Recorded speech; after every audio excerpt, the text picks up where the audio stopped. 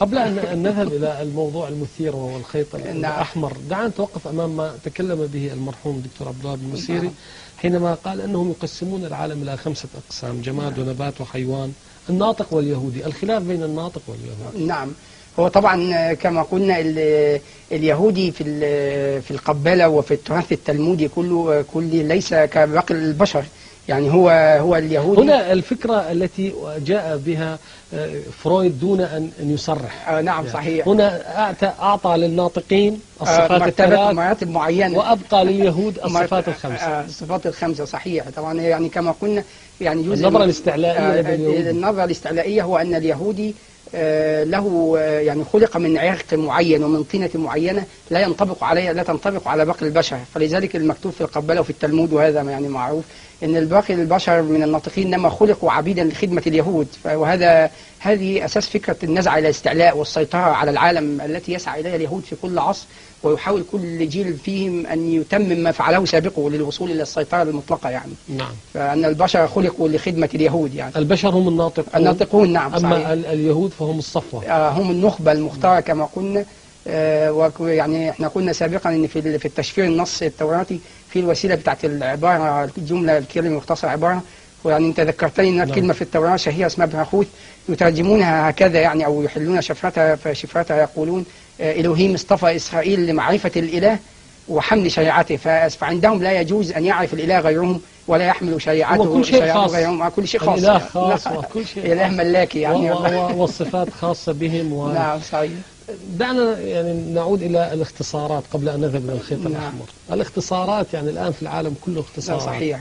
هذا أحد آثار القبالة في العالم كما قلنا، لأن القبالة ورجالتها هم الذين صنعوا العالم ومنحوه شكله وعقله وطريقة تفكيره، فتسربت في كل شيء. وإذا أنت يعني قد حتى لا يقول عن البعض أن نغالي، لو تفحصت كل شيء بأناء خصوصا في الغرب ستجد فيه أثار القبالة مبثوثة، يعني الهواء الذي يتنفسه الغرب قبال. كل شيء اختصار يعني حتى ولا سيما في أمريكا. كل شيء هذه من آثار القبالة.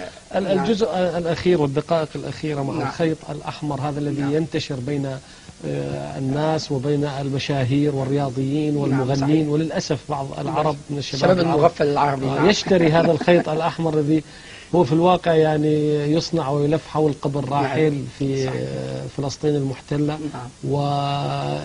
ويرسل إلى الغرب ومن ثم يوزع في دول العالم. تحدث عن الخيط الأحمر والمحور الأخير. نعم، الخيط الأحمر أو التميمة الحمراء يعني تميمة لها مواصفات معينة، هي تصنع لابد من الصوف الأحمر. نعم. وتلف. طبعا لدينا يعني صورة. نعم. هذه الصورة الأولى، هذا هو الذي نراه على الشاشة، الخيط الأحمر، وكما قلنا له مواصفات محددة.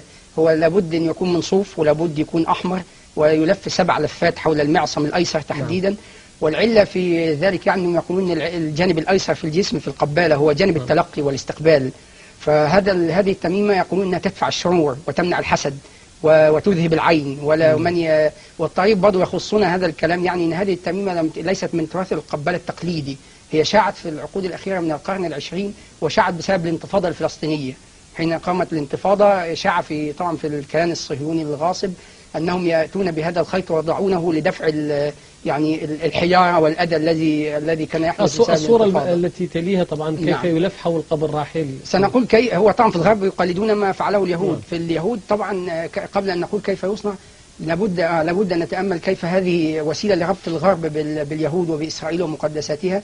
هذا الخيط يصنع بأن يلف حول كما نرى في الصورة حول قبر راشيل أو رحيل كما هي في الترجمات الرسمية، وشحنه بالطاقة حول قبرها، لأنهم يقولون أن قبر الآباء والآباء اليهود يعني الأوائل مشحونة بالطاقة الروحية والنفسية، فيلف حول الضريح 7 لفات، ثم بعد ذلك يقطع إلى أجزاء قصيرة ويرسل إلى مراكز القبالة في أوروبا وأمريكا، وتبيعه طبعا بأثمان غالية. ويلبسوا المشاهير كما ويلبسوا المشاهير ومن يقلدونهم عندنا دون أن يعلموا حقيقة المسألة طبعا. قبل أن نختم في الدقيقة الأخيرة، لدينا آخر عبارات موجودة على التيشيرتات التي تنتشر بين الشباب العربي. هنالك مجموعة من الأسماء فقط يعني الأخيرة يضعها لنا الأخ المخرج حتى يقرأها لنا. طبعا هو كما قلنا القبالة تنتشر في كل شيء وتضع رموزها وبصمتها في كل شيء، ففي على التيشيرتات عبارات كثيرة هي مأخوذة من القبالة وهم كتبونها.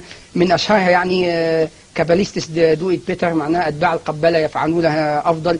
أيام جوش أنا يهودي، سيناجوج معبد يهودي، بورك خنزير، يعني أشياء من هذا القبيل. طبعا هذه توضع على تيشيرتات الشباب، وأغلب الشباب العرب يلبس هذه التيشيرتات ولا يعلم. بعد أن فرغ يعني الشباب العرب للأسف يعني تفريغه سوف يؤدي إلى أن يتهود كما قلت دون أن يدري ودون أن يعلم. يعني نحن نشكرك في نهاية هذا اللقاء شكرا جزيلا، ونعلم أن الموضوع موضوع خطير ويحتاج ربما إلى حلقات وإلى دراسات مستفيضة، ونحن نتمنى على الجميع أن يراجع ما يفعله قبل أن يفعل هذا الشيء ولا يعلم ماذا ولا يفعل، يعلم من أين أتى وإلى أين أذهب به. كما أشكركم أعزائي المشاهدين على حسن المتابعة، إلى أن نلتقي في حلقة مقبلة وموضوع آخر. السلام عليكم ورحمة الله وبركاته.